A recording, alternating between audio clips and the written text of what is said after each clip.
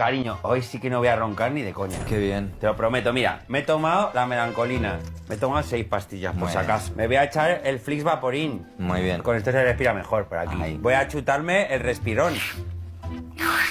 El mentolón es muy importante.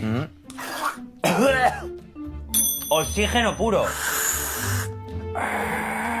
Me voy a poner la pinza para respirar. Hacia arriba, hacia arria. Ay. Los agrandadores de agujeros de la nariz.